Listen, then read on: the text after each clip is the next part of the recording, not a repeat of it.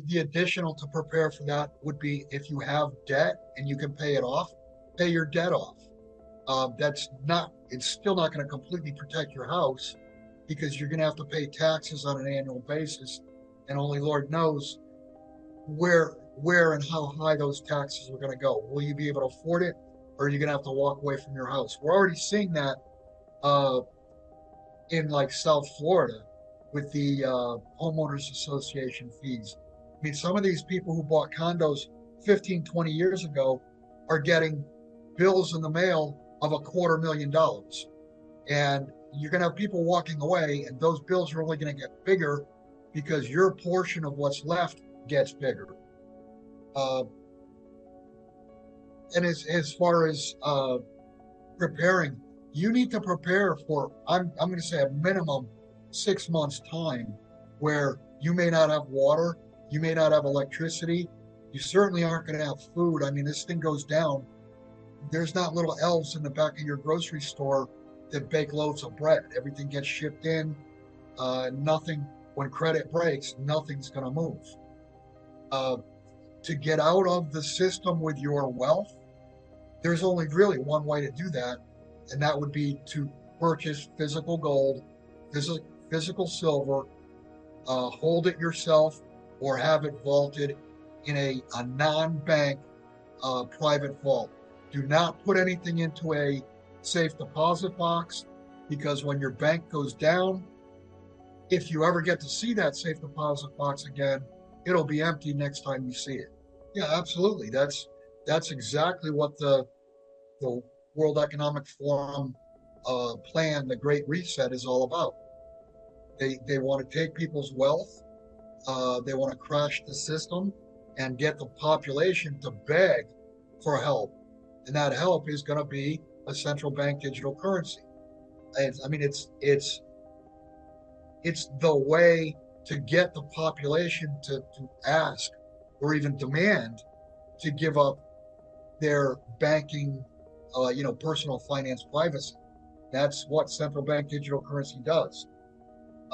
If we get to that point, or when we get to that point, I don't think the central bank digital currencies are going to last very long. I mean, you may only see them last 6 months, and a true Mother Nature reset takeover where people will not accept anything that's not backed by something real.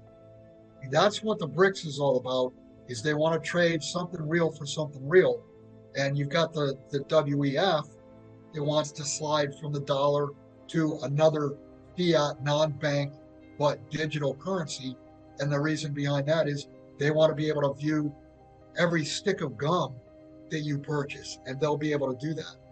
Well, they'll trade amongst themselves. I mean, obviously, there will be a big dent in their trade because a lot of the trade is with the West, but that will eventually right itself, and the trade will expand amongst those nations, and eventually, at some point in time, once the West comes up with a currency that's acceptable to the East, then trade will begin to resume there. Uh, Everyone's going to get hurt, and I've talked for years. China does have a huge debt problem, but understand what China did building up that debt over the years. What did they do? They built railroads, they built airports, they built cities, they built infrastructure. While the West, we ate our seed corn. So if the system goes down, or when the system goes down, the West is going to be left basically sucking their thumb, and the East is going to be left with infrastructure. And I'm not so sure that it's even going to matter to the East. Yes, their banks are going to go down too, but they're going to be left with something real, and we're going to be left with nothing. And that's the reason the post I think you're referring to, I posted regarding Hillary Clinton.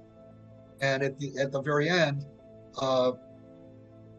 she said, unless social media can, I believe she used the word manage speech, manage misinformation. I mean, the real word is censor. That's what she was getting at. Unless they can censor what they call misinformation, which in reality is truth, unless they can censor that, she went on to say, we will lose total control. And you got to ask, what do you mean by we? Who's we? And I didn't think anybody was supposed to have total control or, even control. I mean, it's not the way capitalism, uh, it's not the way the world has worked, for lots of years until recently. You've got this big censor effect because literally everything that's coming out of, and I'll just talk about the United States, everything that's coming out of Washington, D.C. is 100% pure bullshit, outright lies. And you've got the media backing that up so that if you say, well, this is not true, blah, blah, blah, this is what happened, the media will come out and say, oh, well, your point has already been debunked. Well, debunked by whom and by what? I think it's extremely dangerous that this is happening. And the only thing I could say is in the United States, the Second Amendment will guarantee the First Amendment because it's a money laundering operation. I mean, it's all about the West sending money to provide for Ukraine. It gets to Ukraine, then it goes out the back door, and you got these politicians. It goes into the politicians' pockets. It's all about money. Ukraine does not have a chance, didn't have a chance from day one to win this. And I've said this on quite a few interviews before. I would urge people, and I just recently posted, I think there was 4 or 5 of Putin's interviews up until late last year. If you read what Vladimir Putin has been saying since before the invasion and since, read what the man has said and ask yourself, do I agree or disagree with what this man has said? And I think you'll be hard pressed to disagree with almost anything he says because he's using pure logic. You had, Russians were being slaughtered, and he pressed for negotiations, peace, many times prior to the invasion, and was completely rebuffed. He was pushed into a corner, and the only response he had was the response we've seen.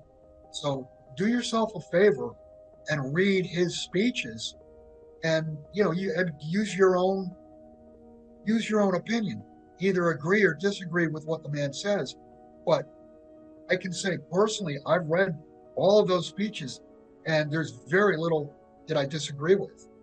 Off the top of my head, I was going to say, no, I can't give you a timeline because, I mean, that's a crystal ball thing. But if you're starting the timeline with a credit freeze, I can tell you pretty much exactly what's going to happen. Everything will stop. Within 72 hours, nothing will work. Grocery stores will be empty. You won't be able to get gas. You won't be able to get anything. I mean, within 72 hours, it will become every man for himself. Cash, physical paper cash, will work for barter probably for a couple weeks, maybe 4 weeks. But after that, I mean, we'll be on a barter. The only way to transact will be by barter. And the best thing to own if we're going to barter is junk silver. In the past year, gold and silver prices have surged, driven by massive buying from China and Europe. But according to financial expert Bill Holter, we're on the brink of a government reset that could bring the US economy to its knees. Holter points to data showing significant market moves since last October, with gold pushing up against $2,400 and silver eyeing a breakout over $30. He warns that within 72 hours of a credit freeze, grocery stores will be empty, gas will be unavailable, and cash will only be good for a few weeks before we descend into a barter economy. Holter highlights that the safest havens in this scenario are precious metals like gold and silver, which have historically held their value. He predicts that silver could hit $50 in the next 6 months, making it a critical asset to own. With power shifting from west to east and the potential for China to devalue its currency, Holter advises against trying to time the market. Instead, he emphasizes the importance of securing your wealth in physical assets before it's too late. Go back to October, November of last year, and that's when the moves in the metals started, and they really went into gear the end of February, early March. That in gold, the big buyer has been China. You're also seeing pretty good buying out of Europe. In silver, the huge buying is coming out of India. And both metals got pretty overbought in early mid-April. We had a pretty good, decent-sized pullback. The prices relaxed, and the gold nor silver were overbought. And then just in the last a week and a half or so, you started to see some strength. And I picked up on the article that I posted. I posted 3 charts: gold, silver, and the miners. I used the HUI index. And what you'll see is that the HUI has gotten to the point of close to breakout. It's breaking out at this point. Over 275 is a breakout. Obviously, over silver is a breakout. And those aren't new highs until we get to $50. There's really nothing on the chart between $30 and $50. So once we get over 30, I think 30 is going to become the floor. And you probably, I'm guessing within 3 to 6 months time, you'll see $50 in silver. And of course, gold is again pushing up against 2,400. Over 2425 is a new high. If you look at the charts that I posted, you can see on the very bottom of the chart, you see the MACD, that's the moving average convergence divergence. And if you look at the very current time, you'll see on all 3 charts, you'll see a hook that's forming, and the HUI and silver crossed over, and gold is lagging just a little. The hook is not fully completed, but we've got a crossover in silver in the HUI, and that's going to create momentum buying in silver, gold, and the HUI, and that'll push these things into new highs. And yes, we're going to see huge volatility, but the paper markets no longer rule the price as they have in the past.